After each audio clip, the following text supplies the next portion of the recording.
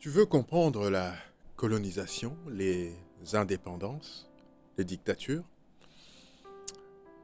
Laisse le livre d'histoire. Prends un roman. Je te montre tout de suite pourquoi.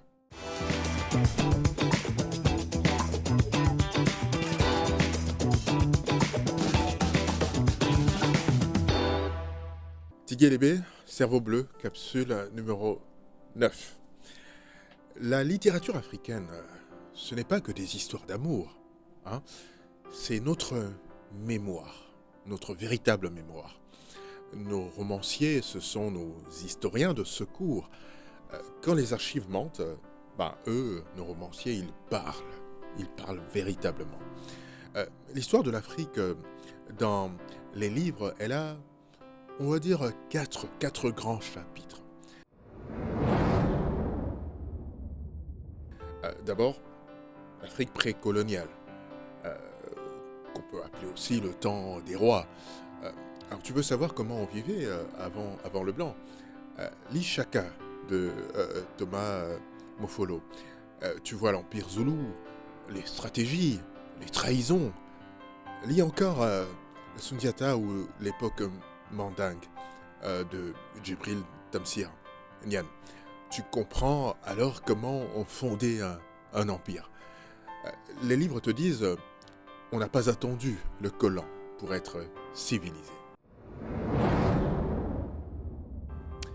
Deuxièmement, la colonisation, le temps du choc, appelons ça comme ça. Comment le blanc est arrivé? C'est une question qu'on se pose. Alors, lis Things Fall Apart de Chinua Achebe. Le héros au Konsko voit son village Igbo se faire broyer par le missionnaire et l'administrateur. Ce n'est pas un livre d'histoire avec des dates, c'est l'histoire vue par celui qui l'a subi. Tu ressens la violence. Lis encore Ville cruelle de Mongo Betty. Tu vois la ville coloniale, le racisme, le travail forcé.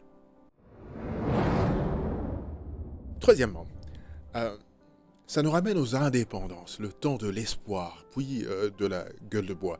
1960, tout le monde danse. 1970, tout le monde déchante. Amadou Kourma, dans Les Soleils des Indépendances, te montre Fama, euh, le, le prince déchu qui devient mendiant. Traduction, l'indépendance n'a pas profité à tout le monde. Allons voir du côté de Sonny Laboutansi, dans La vie est demi. Il te montre les dictatures absurdes, les présidents qui mangent leurs opposants. Et ce n'est pas simplement une image. Il exagère.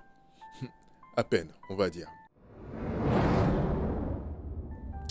Quatrièmement, euh, tout ça nous renvoie à l'Afrique contemporaine, le temps des débrouillards. Je me permets de le dire ainsi. Aujourd'hui, les romans parlent de la guerre, de l'immigration, de la Chine en Afrique, de WhatsApp, tiens.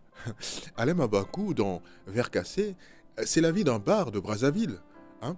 Toutes les histoires du pays passent par ce bar. Fatou Diom, dans Le ventre de l'Atlantique, c'est la jeunesse qui rêve de France et qui se noie en Méditerranée. Donc, la littérature, elle fait quoi finalement?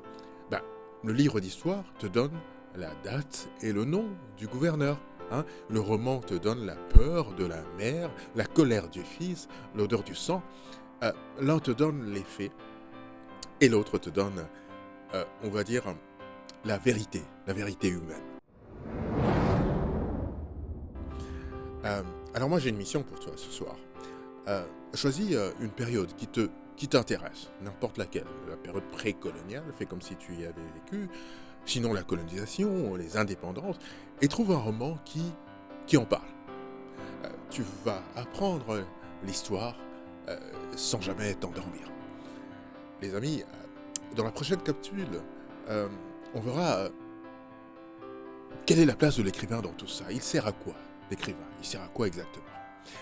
Ici Tiguelébé, un peuple sans mémoire est un peuple sans avenir. Lisez encore et lisez toujours. La lecture est un régal pour l'âme et un délice pour l'esprit. Elle participe à notre accomplissement en tant qu'individu, mais aussi en tant que société. Et puis dans l'amour du livre, osez, la fidélité. À très bientôt. Ciao, ciao.